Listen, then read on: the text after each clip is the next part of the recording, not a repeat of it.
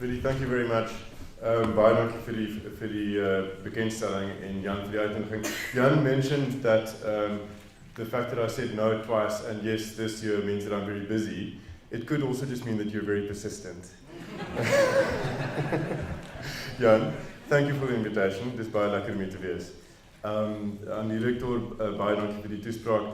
I heard so many highlights this evening and so much good news that I see it as my duty to introduce balance.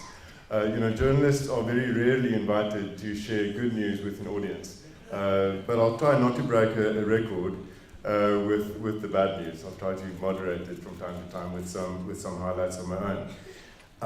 Ek hoop dat julle op tyd het vir nog 'n paar syfers want ek het 'n paar wat ek gebruik in my toespraak. Prof de Villiers, ek bly dat rapport daarom 'n geringe bydrae kon maak tot die nuusberigte waarna jy verwys het. Ek weet nie wie daar is nie, maar dis heerlik om te wees. Thank you so much. Thank you so much for the invitation.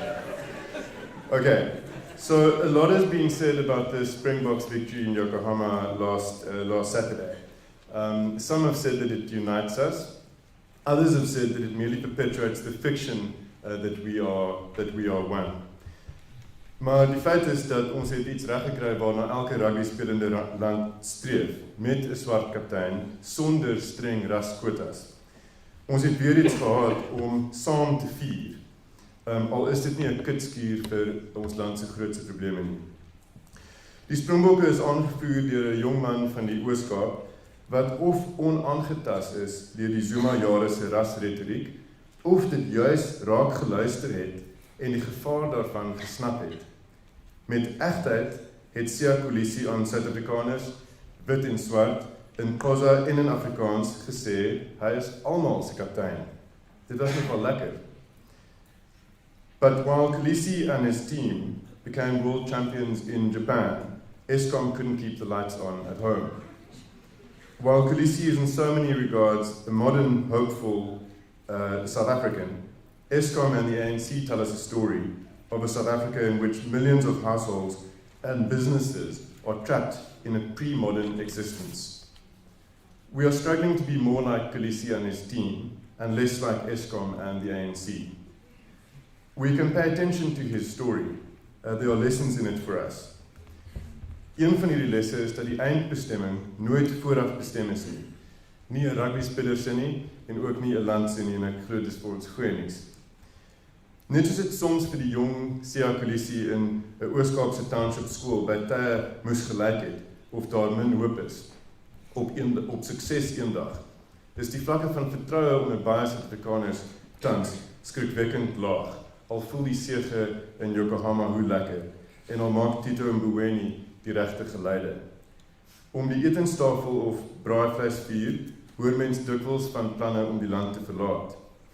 25,000 per jaar net onder sogenaamde Afrikaners praat nie net daaroor nie, maar maak die sprong, het die Solidariteit Navorsingsinstituut onlangs geraam.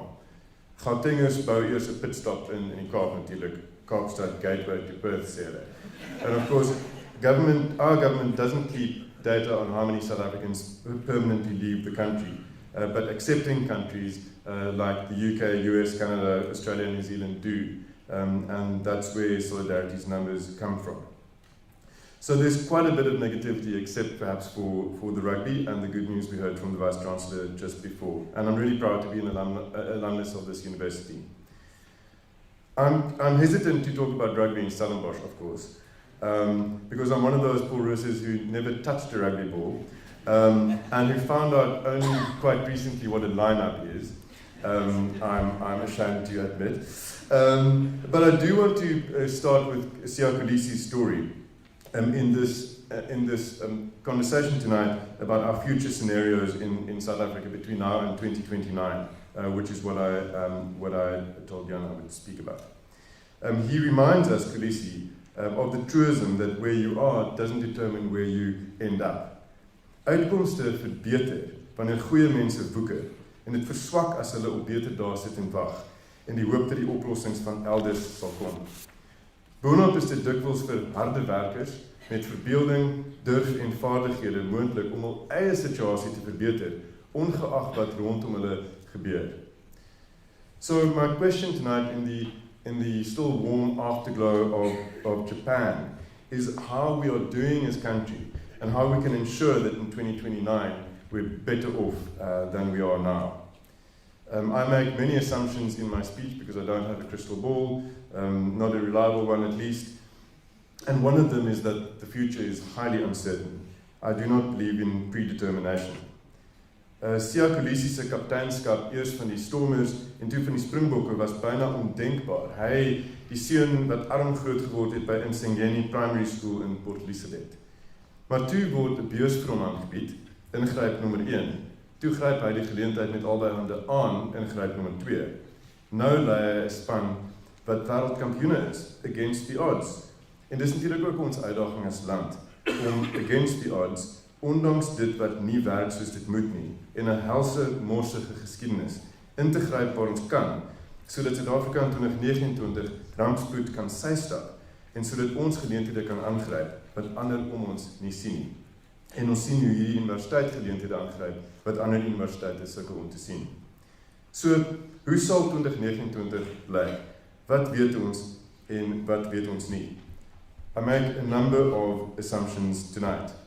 One is that many South Africans' lives are already characterized by disaster, and that disaster on a bigger scale always remains a risk for the rest of the country. Government inaction is already serious, but anybody who's been to the north of South Africa know that it can get much, much worse. Nog 'n aanname is dat ons in hierdie konfrontasie met ons vrese en ons hoop vir die toekoms nooit magteloos is nie. Ons maak keuses oor wat om te sê en waaroor om te swyg, wat om te bou en nie te bou nie, wanneer om te litigeer en nie te litigeer nie. En bes vir wie om te stem en nie te stem nie, as ons stem. Hoe dit in 2029 met ons sal gaan, sal tot 'n mate bepaal word, maar nie uitsluitlik nie, deur die ekonomie. On the economy, my assumptions are pretty morbid, and this will inevitably impact on politics in the next 10 years.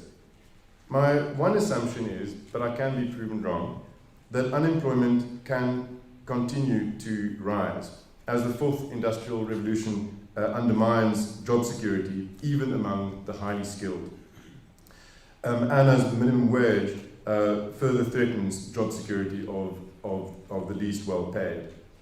Die president se drome oor die vierde nywerheidsrevolusie is goed bedoel, maar ons onderskat hoe ontwrigtend die veranderinge kan wees vir die wat reeds werkloos is of ondergemiddeld verdien.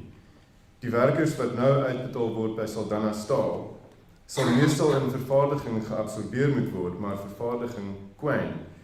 Nie alle ketelmakers kan hulle herbekwaam nie. Wat die jonger geslag betref, sal baie skoolverlaters vind, hulle sukkel om die nuwe revolusie se golf te ry, omdat hulle basiese lees- en skryfvaardighede markeer. Another of my assumptions is that income inequality can keep on increasing, because the shortage of the most sought-after skills will push up the salaries that can be negotiated by the most highly skilled in the information era. This is great news if you are a holder of a degree from this university, but very bad news if you're a matriculant of one of the thousands of schools around this country that cannot produce learners who can read and write.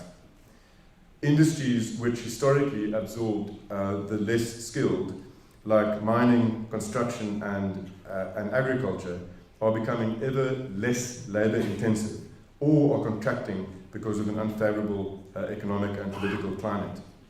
Even tourism is under pressure, which represents almost 9% of all economic activity in the country, even though new visa regulations were recently announced, which is very good news. Ek neem ook aan dat groeiende werkloosheid en ongelykheid vir populistiese politici, veral die linkses, opnuut rede gaan gee om die kapitalistiese markekonomie verdag te maak, al is 'n floreerende markekonomie 'n voorwaarde daarvoor om mense uit armoede te lig. Verwag daarom al meer opruiende retoriek van die autokratiese en uiters korrupte EFF. Groeiende ongelykheid en populisme in tandem verhoog voorts die risiko van raspolarisasie, want meer wit as swart Suid-Afrikaners het ekonomiese vangnette in tye van krisis. En die groot meerderheid wit Suid-Afrikaners is vandag veel beter daaraan toe as 25 jaar gelede, al destyds se vrese ten spyt. Ekonomiese skokke tref swart Suid-Afrikaners, meestal met min spaargeld, baie skuld en baie afhanklik is, gewoonlik harder as diegene van ons wat al vir een of meer generasies middelklas is. Dit sal raak gesien word. Dit is een van die redes waarom geweldsmisdaad ook 'n deel van die Suid-Afrikaanse werklikheid gaan bly, die kombinasie van opruiende retoriek oor witbevoordiging en ongelykheid aan die een kant en 'n strafregstelsel wat kreun onder die misdaadlas aan die ander.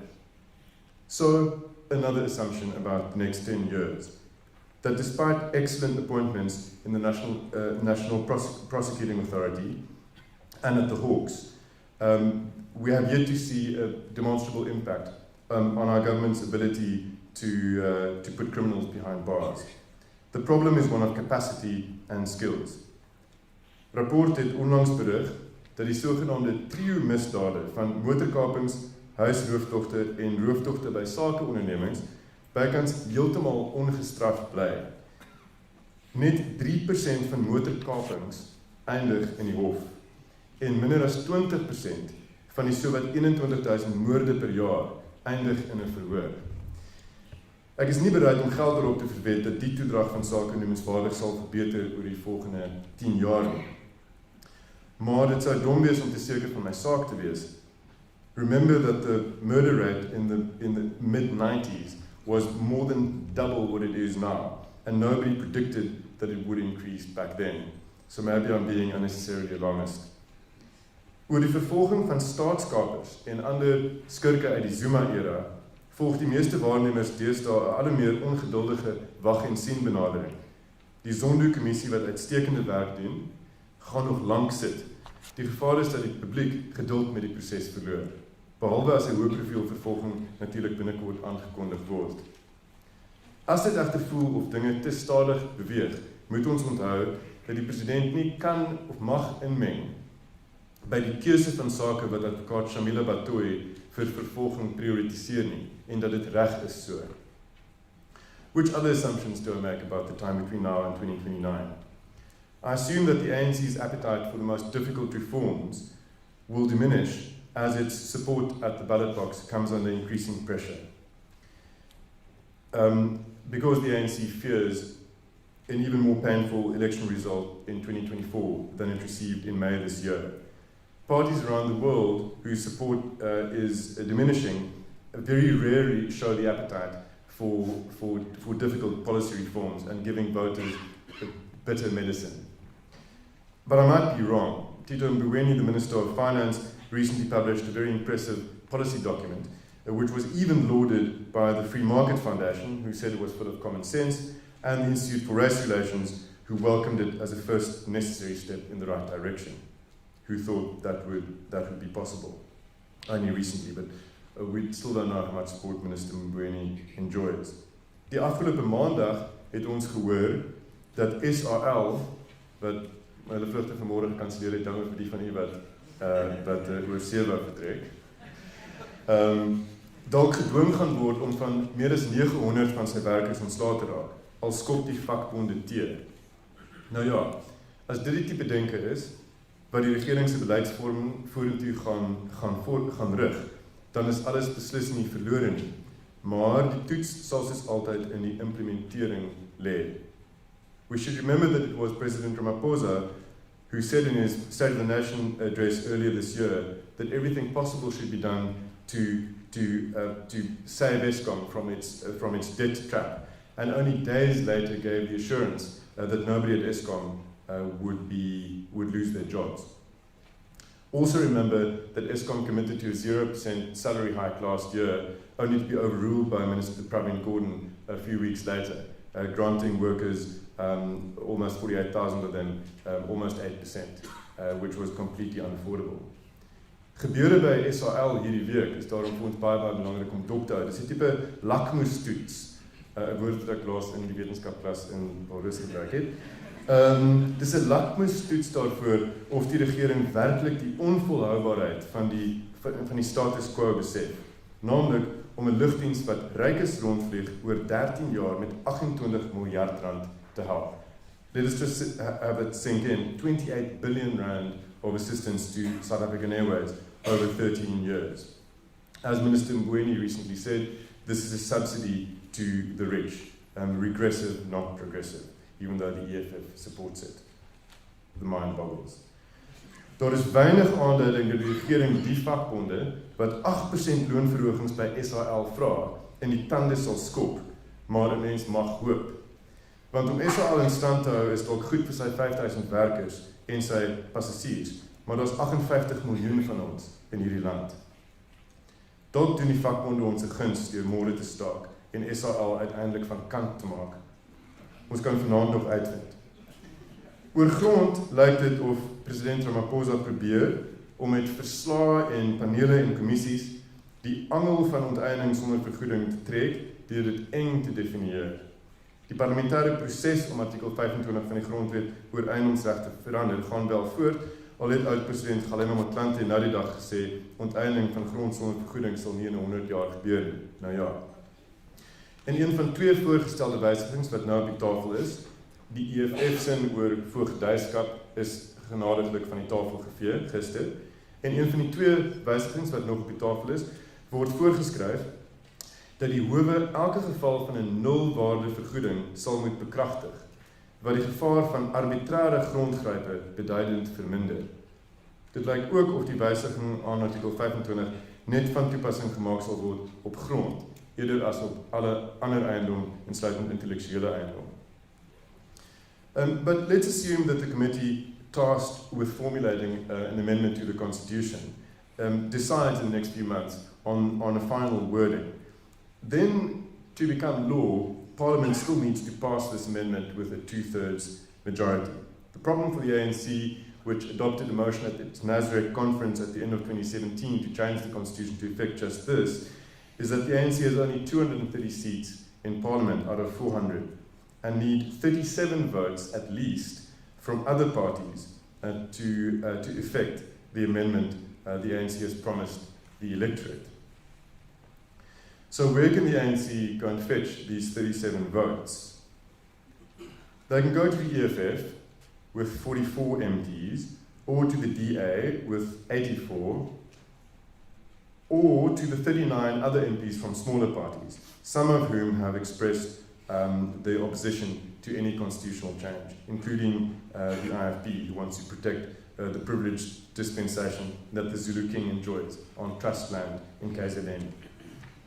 As die ANC doen wat hy sê hy gaan doen, naamlik om bloot 'n wysiging voor te stel wat bestaande bepalinge oor onteiening sonder vergoeding in die grondwet eksplisiet maak, dan sou hy steun daarvoor dalk selfs by die DA kon gaan vra, word gefluister in die gange van die parlement. Maar beslis nie by die EFF nie, wat eis dat die staat die voog van alle grond moet word. As die ANC daaromtrent 'n meer radikale koers inslaan, wat al hoe meer onwaarskynlik lyk, sal die DA wegstap en begin die EFF dalk belangstel om die mosie te steun.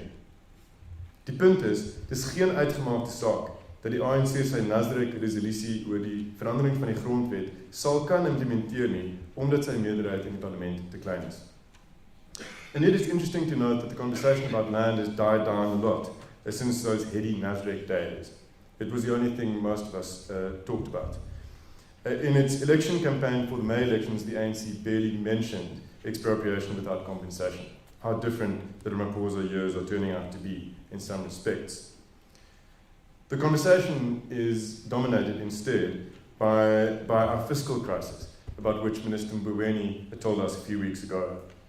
He expects that government debt, and most of you know these numbers, he expects that government debt will treble in the next 3 years from 1.5 trillion rands to 4.5 trillion rands, 1,5 duisend miljard na 4,5 duisend miljard. En dat ons binnekort meer aan rente op skuld sal bestee as aan gesondheid en ekonomiese ontwikkeling. In hierdie maar jare waarin werkloosheid kwartaalliks nuwe rekords breek, gaan dit natuurlik nie met almal broekskleer nie. Die 29,000 staatsamptenare wat deesdae meer as R1 miljoen elk per jaar verdien, is meer as dubbel soveel as in 2006.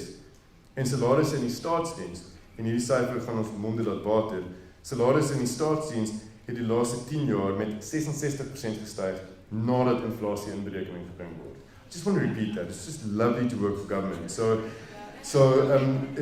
Civil service salaries increased by 66% the last decade after taking inflation into account. That's really, really fantastic. So die soustrein het nie diesel nie, maar ook nie brieke nie. So reddingsboeie vir Eskom en tot 'n mindere mate ook die SAL, PRASA en die SAIK, saam met laer invordering van belasting omdat maatskappye se winste so kwyn, beteken dat die begrotingstekort reeds byna 6% van bruto binnelandse produk beloop en die staatsdiens salarisrekening slurp nou 46% van alle belastinginkomste op. Minister Mbowene's choice between now and February, when he delivers his final budget for the next cycle, is very, very stark. Either he cuts spending very aggressively, a dangerous thing to do in a country as desperately poor as ours, or he borrows more money, a dangerous thing to do in a country as desperately poor as ours, where promises not to waste money are cheap, but debt is expensive. Hierdie ekonomiese wangklanke bekommer die ANC, wie se vertoning by die stembus nog altyd 'n sterk korrelasie getoon het met vlakke van vertroue in die ekonomie. Onthou dat die ANC byna 70% van die stemme gekry het in 2004, toe Thabo Mbeki president was, en die ekonomie teen meer as 6% per jaar gegroei het. So the data show that the ANC is rewarded when confidence levels in the economy are high and punished when these levels dip. Nou is die ANC dankbaar vir enigiets bo 55%. En hierdie ekonomiese aanwysers sien die ANC 'n groot moeilikheid by die stembus in 2024.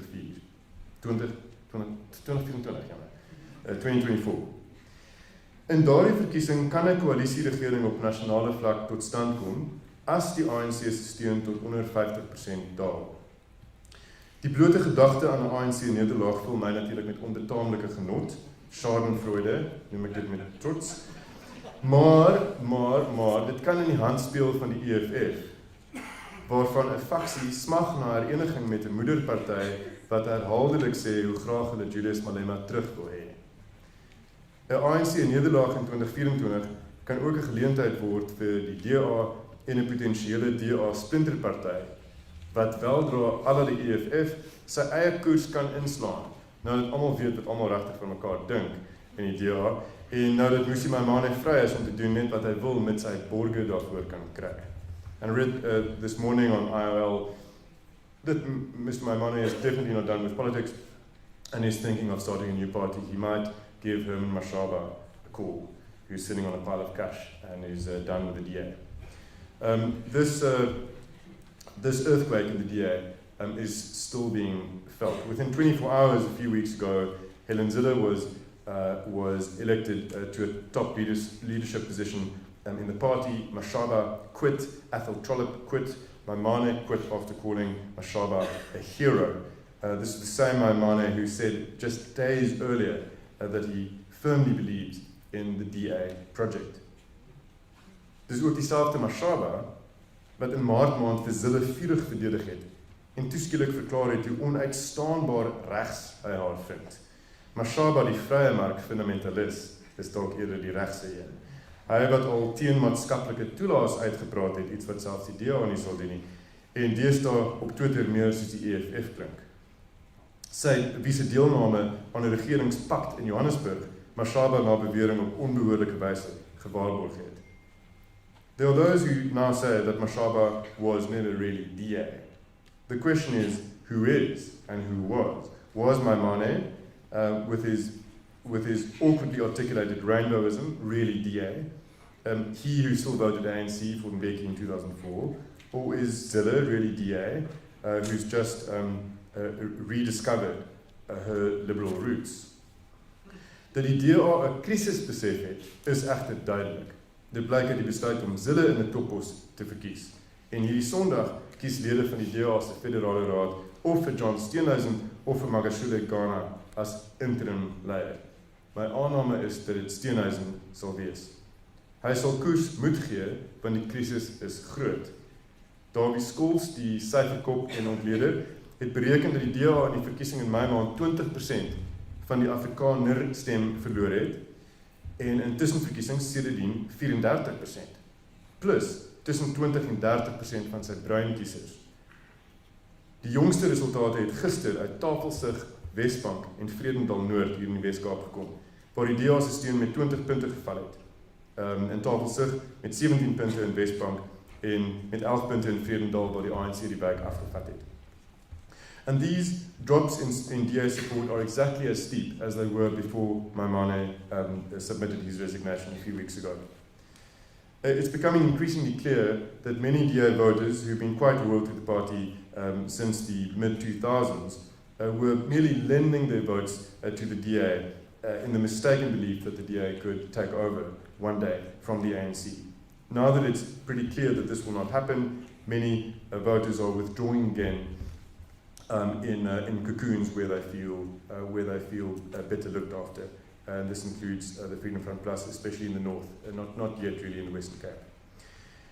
Die DA self bereken, hy kan in 2021 se verkiesing 386 munisipale raadslede verloor. Die party se ondersoekpaneel, gelei deur Ryan Coetzee, Tony Leon en Giel Leroux, sê die DA kan die weg volg van die NNP. As jy mooi onthou, dis nie 'n goeie weg om te volg nie, as drastiese stappe nie gedoen word nie. Die verkiesing van Zille was een so 'n drastiese stap, maar dit is glad nie duidelik dat dit sal die gewenste uitwerking hê. So the DA's future is uncertain, but we can note that the party still attracts more black voters than the UDM, ATM, Good, NFP, AIC, COPE and PAC together. According to Gareth Van Onselen on Twitter yesterday, it's about 500,000 black voters in the last election, more than all those small opposition parties together. What we are certain about when looking into the murky future is that the political landscape will not remain static because ANC hegemony is constantly being challenged. So I assume that the ANC will continue to lose support to the left and even to the right if the DA or a Maimane splinter party manages to articulate a message that truly appeals to more than 500,000 black voters. I also assume that opposition parties will try to capitalize with varying levels of success on the ANC's bad record in government and the fact that the lights are not always on when they should be. Weens ANC korrupsie voorspel Eskom jare van kragtekorte. Maak jou reg vir nog beurtkrag, want meer steenkoolkragsentrales as wat vroeër verwag is, sal ontkoppel moet word voordat nuwe kapasiteit aangeskakel word, met Jabu Mabuza, waarnemende uitvoerende hoof van Eskom, onlangs gewaarsku. Dis dieselfde Mabuza wat in Oktober erken het dat hy nie gekwalifiseer is vir die werk wat hy doen nie. En dis nie Mabuza se skuld nie. Dis sy politieke baase wat die blame moet kry. Jabu Mabuza inherited this Eskom disaster from others who, like he, were put in positions of great power by ANC politicians who valued loyalty to the party more than the ability to do the job. This is what ANC dogma dictates. Mabuza was put in his position by politicians who say that they want to save the country, but are not doing what it'll take to be in a better position in 2029 than we are now. Dieselfde politieke base wat klaar oor die amper 24 miljard rand wat munisipaliteite aan Eskom skuld, het onbevoegde kaders aangestel om daardie einste munisipaliteite te bestuur. Nou is hulle, soos wat Ramaphosa was oor staatskaping en beurtkrag, geskok oor die verval. Dieselfde politieke base wat op 'n maandag sê Eskom kan die hele land se ekonomie laat intuimel, beloof Dinsdag daar sal geen werksverliese wees nie. Al het Eskom se werksmag in 'n dekade van 32,000 na 47,000 gestyg, sonder dat 'n enkele ekstra megawatt se elektrisiteit opgewek word. We are governed by politicians who believe in the impossible. It reminded me of Alice in Wonderland. When Alice asked the Queen when Alice told the Queen that it's impossible to believe, that one shouldn't believe in the impossible, the Queen said, "I dare say you haven't had much practice. When I was your age, I always did it for half an hour a day. Why, sometimes I believed as many as 6 impossible things before breakfast." Exactly the same is true of the ANC. Hulle glo, jy kan Eskom se skuld van 450 miljard rand aflos en weer liquied raak sonder om een mens af te dank. Of dat jy beleggers kan lok terwyl jy raskwotas in die werkplek verskerp en swart ekonomiese bemagtigingswette opskroef. 6 onmoontlike goed voor ontbyt in Lutuli huis is 'n tweede natuur. Want in die ANC se storieboeke is dit moontlik om grond te onteien en landbouproduksie te verhoog. Dit is moontlik, glo die ANC, om die Weste gedurig verdag te maak en westerse beleggings te lok. Daar's geen teenstrydigheid hoegenaamd nie. The ANC also believes it's possible to consistently put the wrong people in top positions without seeing service delivery to the poor suffer.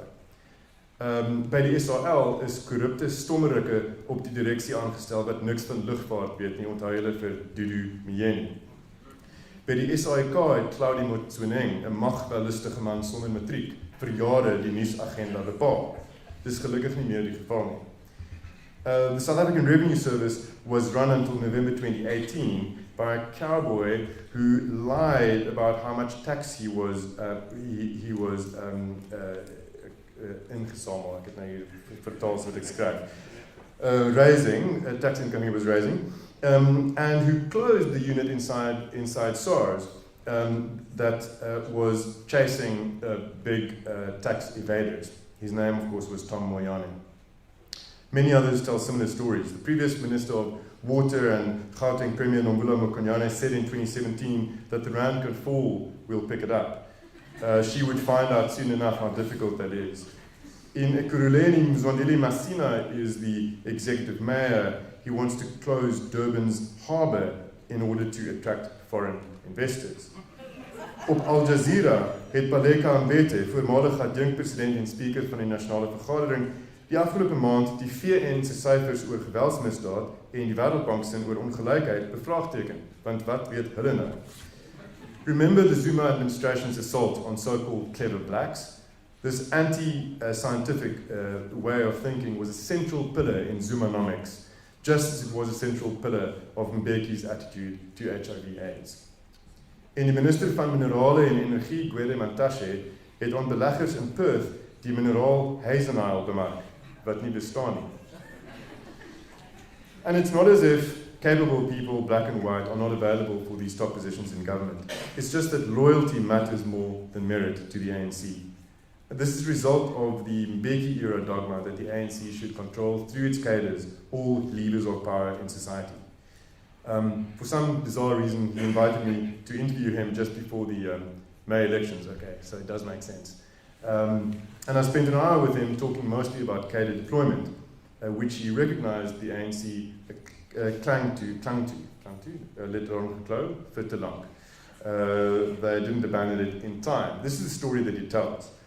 In December 1997, at the ANC's conference in Mafeking, now Mahikeng, the party considered a concept policy on cadre deployment. The purpose of this was to develop a cadre policy that would prepare cadres to be deployed or redeployed in all sectors of government and government entities, as well as the private sector, wrote James Myburgh, who used to be a DA researcher and is now editor of Politics Web. So after December 1997, Mafeking, cadre deployment became standard practice in all top government appointments. Think of the police, Jackie Seledi, or the National Prosecuting Authority, Menzi Similane. The ANC truly wanted to control all levers of power in society. So Mbeki told me that this policy was in contradiction to the findings of Dr. Vincent Mapai, who was asked in the mid-90s to prepare a document for the new government on how service delivery, especially to the poor, could be improved. Mbeki told me, "We looked at the report and said, it is too early," end quote. The civil service needed to be transformed before it was recapacitated. Mbeki truly believed that it was possible to find loyal cadres who would know how to do the job without undermining the ANC, who had considerable fears, of course, that the civil service would not want to execute its policies. In 2007, sê Mbeki, het die ANC besef hulle moet Mapai se aanbevelings uit 96 oor die staatsdiens en die professionalisering van die staatsdiens implementeer. Maar toe was dit te laat. Want Mbeki is in Desember van daardie jaar herroep, arm Mbeki, altyd die slagoffer. Dit was inderdaad te laat. Kaderontplooiing was gevestig. Kaders is aangestel in Eskom en die departemente wat vir behoorlike watervoorsiening te midde van klimaatsverandering en 'n groeiende bevolking moet beplan. Die gevolge is oral te sien. Die staatsdepartement getaak daarmee om water te voorsien het onlangs aangekondig dat groot dele van die land se wateraanvraag reeds die aanbod oorskry. Klomp ander dorpe sal oor 5 en 10 jaar ook te min water hê. Intussen beplan president Ramaphosa, wat as adjunkpresident voorsitter was van die ANC se kaderontplooiingskomitee, om een vernietigende beleid met 'n ander te vervang. Deur op elke podium aan te kondig hy is onherroepelik verbind tot die nasionale gesondheidsversekering, wie se begroting hierdie jaar weer gesny is, omdat amptenare nie weet hoe om die geld uit te gee nie. Die NGV-NHI sal onbekostigbaar duur wees sonder om die probleem van swak gesondheidsorg vir arme mense op te los, 'n kritieke probleem in ons land, en so waarsku die land se topkenners van mediese sorg. Maar moenie worry nie, bekwame kaders sal aan die stuur wees, sê die minister van Gesondheid, Zweli Kize. Die ANC glo hy kan die NGV implementeer sonder dat daar 'n uittog van mediese personeel na die buiteland is. 6 impossible things before breakfast, indeed.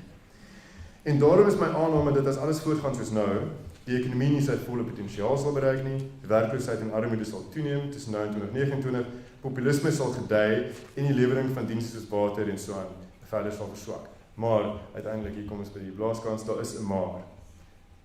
3 redes vir hoop. Eerstens, krisisse maak ook soms nuwe energie los. Dit wakker teenstand aan en dit katalyseer innovasie op gebiede waar ons wel beheer oor uitkomste het. Tweedens, selfs al duur staatsverval voort, lei baie Suid-Afrikaners steeds baie goeie lewens. Ek sou kan byvoeg vir al die in Stellenbosch, maar ek sal nie. Goeie lewens, lives that are described by the Nobel winning economist Amartya Sen as lives we have reason to value. There are many South Africans who still lead such lives. And thirdly, third reason for hope, that might strike you as unorthodox, is that the future is very, very hard to predict. Anything can still happen. And from my perspective, that's good news. Very briefly, the 3 points, and then I'm closing. Punt nommer 1. Hoe kan ons die landse krisis gebruik? Wat staan ons te doen? Die krisis van misdaad gaan nie net deur die regering opgelos word nie. Ons gaan ons betrokkenheid moet verskerp, nie net by buurtwagte in dorpe en stede en in die platteland by beveiligingsnetwerke nie, maar ook by jong mense in gebroke gemeenskappe. Of hulle in 2029 misdadigers of gemeenskapsleiers is nog nie bepaal nie. Oor water en krag en dienslewering geld dieselfde tendense.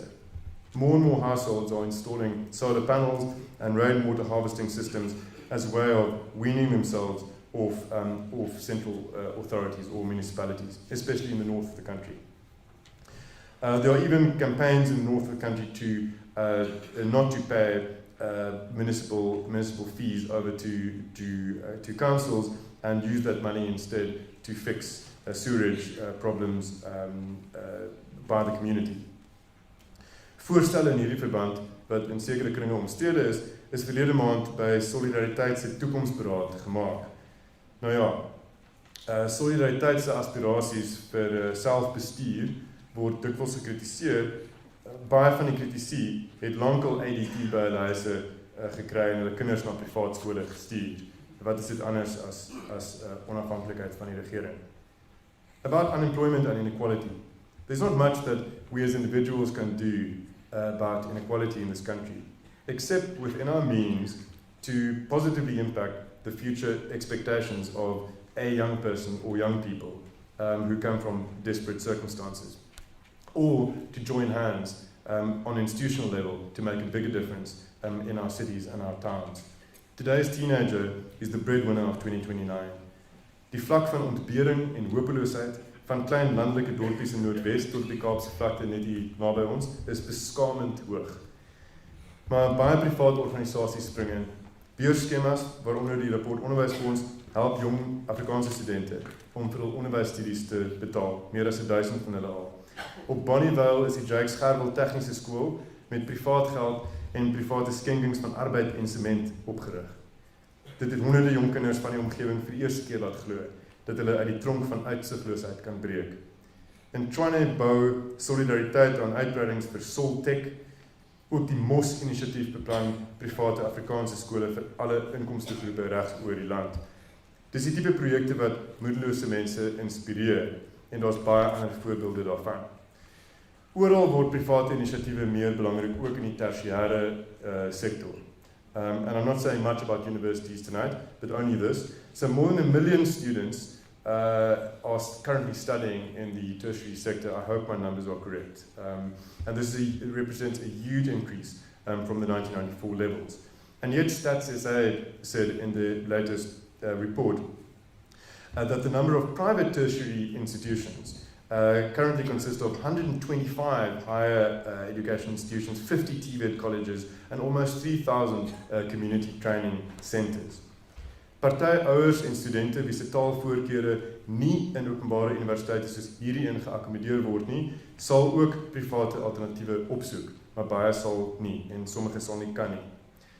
Dit gaan vir baie jong mense hierdie alternatiewe en dit wat gedoen word in die staatssektor beter uitkomste in 2029 help verseker.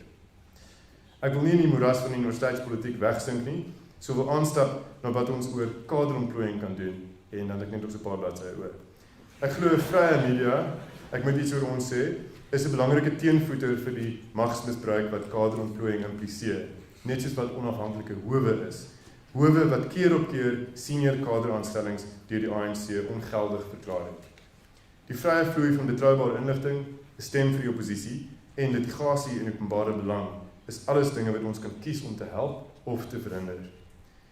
Nog bewyse dat die wat woeker in krisistye kan floreer, kom uit korporatiewe Suid-Afrika. None of South Africa's corporate giants were founded in times of certainty and guarantees about the future. When Old Mutual was founded in 1845, there were no guarantees, just like Standard Bank in 1862. 2 world wars, the 1930s depression, could have sown panic at Naspers, which was founded during the First World War here in Stellenbosch in 1915. But today Naspers is active in 130 countries and one of the biggest technology investors in the world. Sanlam was born in 1918 at the end of the First World War, when the global order was upended, and does good business now from Belleville to Bangalore.